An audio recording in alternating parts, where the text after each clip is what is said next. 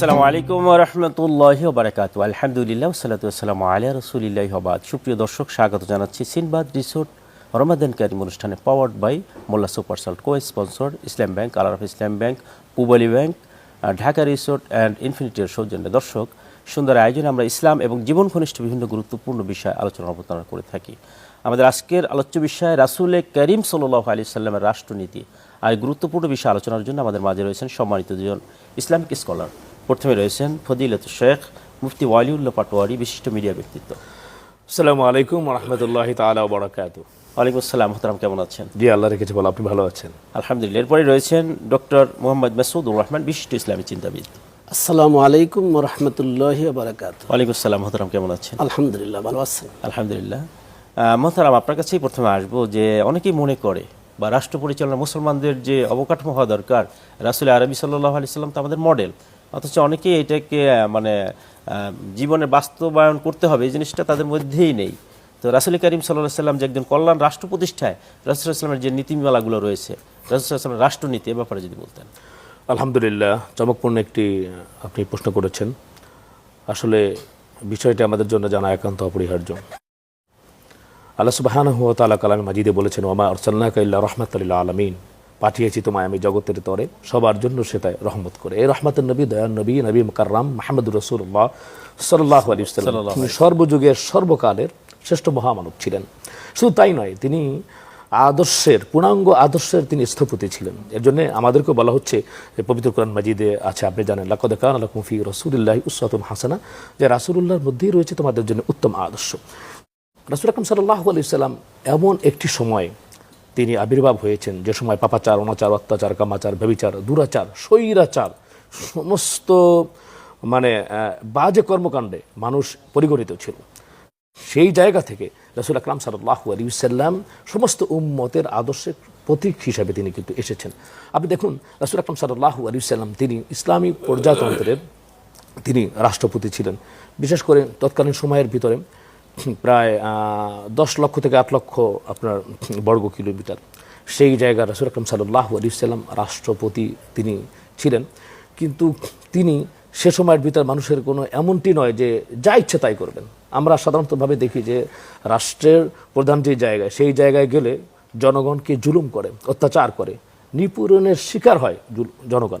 কিন্তু না, রাসূল আকরাম সাল্লাল্লাহু আলাইহি ওয়াসাল্লাম তৎকালীন সময়ের ভিতরে তিনি একটি 47 ধারার যে আপনার মদিনা সনদ নামে আমরা যে বিষয়টি জানি, যে রাসূল আকরাম সাল্লাল্লাহু আলাইহি ওয়াসাল্লাম রাষ্ট্র পরিচালনার ক্ষেত্রে তিনি মদিনা সনদ হিসাবে এটি গোড়াপত্তন করেন। শুধু তাই নয়, রাসূল আকরাম সাল্লাল্লাহু আলাইহি ওয়াসাল্লাম 6টি মূল ভিত্তিতে রাসূল আকরাম সাল্লাল্লাহু আলাইহি ওয়াসাল্লাম রাষ্ট্রনীতি পরিচালনা করেন। তার মধ্যে 1 নম্বর হচ্ছে যে আল্লাহ সুবহানাহু ওয়া তাআলা এবং নবী করিম সাল্লাল্লাহু আলাইহি ওয়াসাল্লামের আনুগত্য করতে হবে। আপনি জানেন যে আল্লাহ সুবহানাহু ওয়া তাআলা কালামে মাজিদে বলেছেন, ওয়া মান ইউতি'আল্লাহ ওয়ার রাসূল ফাউলাইকা মা'আল্লাযীনা আন'আমা আল্লাহু আলাইহিম মিনান নাবিয়্যিন ওয়াস সিদ্দীকিন ওয়াশ শুহাদা'i ওয়াস সালিহিন ওয়া হাসুনা উলাইকা রাফিকা।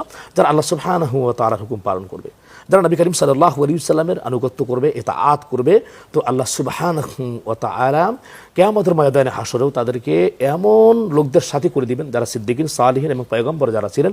এবং আল্লাহ তাআলা নিজেই বলেছেন, ওয়া হাসুনা উলাইকা রাফিকা, তারা হচ্ছে সর্বোত্তম জাতি এবং তারা হচ্ছে রাফিক, তোমাদের বন্ধু হবে। আরেকটি বিষয় আপনি জানেন যে আল্লাহ সুবহানাহু ওয়া তাআলা কালামে মাজিদে বলেছেন, কুল ইন কুনতুম তুহিব্বুনাল্লাহ ফাত্তাবিউনি ইউহিব্বুকুমুল্লাহ ওয়া ইয়াগফির লাকুম যুনুবাকুম আল্লাহু গফুরুর রহিম। আপনি চমৎকার করে বলছেন। এখান থেকে আপনার কাছে ফিরবো।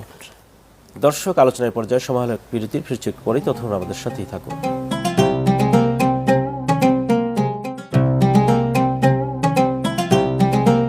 দর্শক, বিরতির পর আবার স্বাগত জানাচ্ছি। চমৎকার করে বলছিলেন মোহতারাম। আমরা সর্বশেষে আপনার কাছে আসবো যে রাসূল করিম সাল্লাল্লাহু আলাইহি ওয়াসাল্লাম যে রাষ্ট্রের যে নীতিগুলো গ্রহণ করেছিলেন, আপনি সংক্ষেপে যদি একটা। জি, আলহামদুলিল্লাহ। যেমন প্রথম তো যে বিষয়টি আমি আগে আলোকপাত করেছিলাম তা হচ্ছে যে নবী করিম সাল্লাল্লাহু আলাইহি ওয়াসাল্লাম প্রথম যে মূলনীতি তা হচ্ছে যে আল্লাহ এবং আল্লাহ রাসূল সাল্লাল্লাহু আলাইহি ওয়াসাল্লামের ইতাআত করতে হবে, অনুসরণ করতে হবে। যেহেতু ইনিল হুকমু ইল্লাল্লাহ, যে আল্লাহ সুবহানাহু ওয়া তাআলা তিনি সৃষ্টি করেছেন, সৃষ্টি যার, হুকুম হচ্ছে তার। 2 নম্বর হচ্ছে নবী করিম সাল্লাল্লাহু আলাইহি ওয়াসাল্লাম যে মূলনীতির যে দ্বিতীয় যেটি, তা হচ্ছে যে সমাজের ভিতরে প্রশাসনিক পদে যিনি প্রধান হবেন তার নীতি, নৈতিকতা এবং তার চরিত্র, মহানুভবতা, উদারতা, ভালোবাসা এবং খোদাভীতি পরিপূর্ণভাবে থাকতে হবে। নবী করিম সাল্লাল্লাহু আলাইহি ওয়াসাল্লাম এটি কিন্তু খুব গুরুত্ব দিয়েছেন।